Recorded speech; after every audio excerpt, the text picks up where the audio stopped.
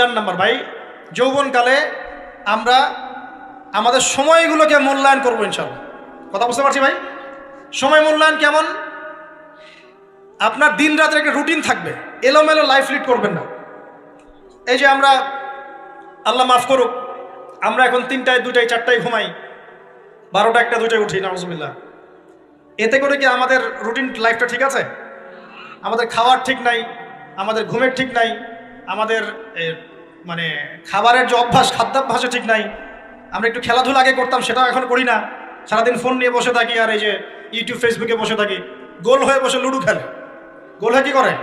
Ludo খেলে, অনলাইনে games খেলে, অনলাইনে পাবজি খেলে, ফ্রি ফায়ার খেলে। আগে তো তাও ছেলে পেলে একটু ফুটবল খেলতো, ক্রিকেট খেলতো, আমরাও তো খেলেছি।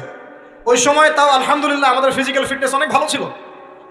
এখন ওগুলো বাদ দিয়ে যে মানুষ পর্নোগ্রাফি দেখছে, লুডো খেলছে, পাবজি খেলছে, ফ্রি ফায়ার খেলছে, সারাদিন অনলাইনে বসে অথর্বর মতো বসে আছে, এটা কি ভালো হচ্ছে?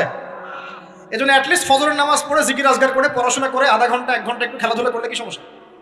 একটু ফুটবল খেলেন, দৌড়াদৌড়ি করেন, জগিং করেন, একটু ব্যায়াম করেন। আল্লাহ পাক আপনাদের যৌবনে বরকত দান করুন, আমিন। এই কাজগুলো করতে হবে কিনা? ভালো না খারাপ? করেন।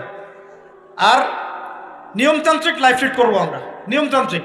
আমার জীবনে একটা রুটিন থাকবে, এই রুটিনের বাইরে যাব না। পড়াশোনার রুটিন থাকবে, খেলার বা এক্সারসাইজ রুটিন থাকবে, খাওয়া দাওয়ার রুটিন থাকবে, দাওয়ার রুটিন থাকবে, আমি আলেমুল আমাদের কাছে যাবো, এই রুটিন থাকবে।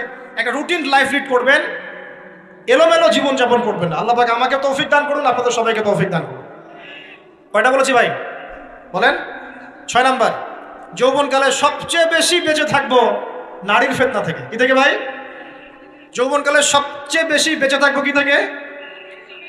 একটা হাদিস বলি, নবী সাল্লাল্লাহু আলাইহি ওয়াসাল্লাম বলেছেন, মা তারাকতু বা'দি ফিতনাতান আদাররু আলা রিজালি মিনান নিসা। আমি আমার পরে, নবীজি বলছেন, আমি আমার পরে পুরুষদের জন্য নারীদের চেয়ে ভয়ঙ্কর কোনো ফিতনা রেখে যাই নাই। কেমন ফিতনা?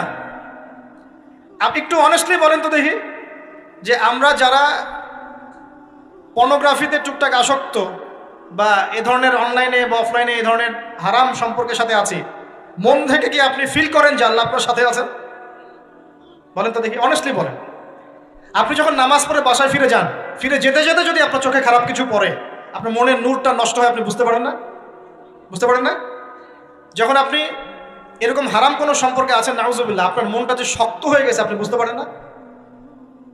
আল্লাহর ওয়াস্তে নারী জাতির ফিতনা থেকে সর্বোচ্চ দূরত্ব অবলম্বন করবেন। আল্লাহ পাক তৌফিক দান করুন। কি করবো তাহলে আমরা? ওই যে বলেছি, হালাল সম্পর্ক করতে পারলে হালাল, যদি করতে না পারি সবর করবেন। কি করবেন? সবর করবেন, ভালো কাজে ব্যস্ত থাকবেন, বেশি বেশি রোজা রাখবেন। কি করবেন? বেশি বেশি রোজা রাখবেন। সোমবারে রোজা রাখবেন, বৃহস্পতিবারে রোজা রাখবেন। এভাবে আপনি আপনার জীবনটা গুছিয়ে নেন, আল্লাহ পাক প্রবৃত্তিকে নিয়ন্ত্রণ করার ক্ষমতা দিবেন ইনশাআল্লাহ। এরপরেও যদি ভুল হয়ে যায়, হতে পারে এই যুগটা ফিতনার যুগ, চরম ফিতনার যুগ। যদি কোনো ভুল হয়ে যায়, খবরদার আপনি হতাশ হবেন না। ভুল হয়ে গেলে কখনো হতাশ হবেন না। হতাশা শয়তানের পক্ষ থেকে আসে, কখনো হতাশ হবেন না। দেন ওযু করে জায়নামাজে দাঁড়িয়ে 2 রাকাত নামাজ পড়ে আল্লাহকে বলবেন, আল্লাহ আমার ভুল হয়ে গেছে, আমাকে মাফ করে দাও। পারা যাবে ইনশাআল্লাহ। জীবনে কখনো হতাশ হবেন না। জীবনে যাই হয়ে যাক না কেন, কখনো হতাশ হবেন না। মনে রাখবেন, আল্লাহ আপনার রব, আল্লাহ আপনার সাথে আছেন ইনশাআল্লাহ। অতএব নারীর ফিতনা থেকে নিজেকে বাঁচিয়ে রাখার চেষ্টা করুন। আল্লাহ পাক তৌফিক এনায়েত করুন।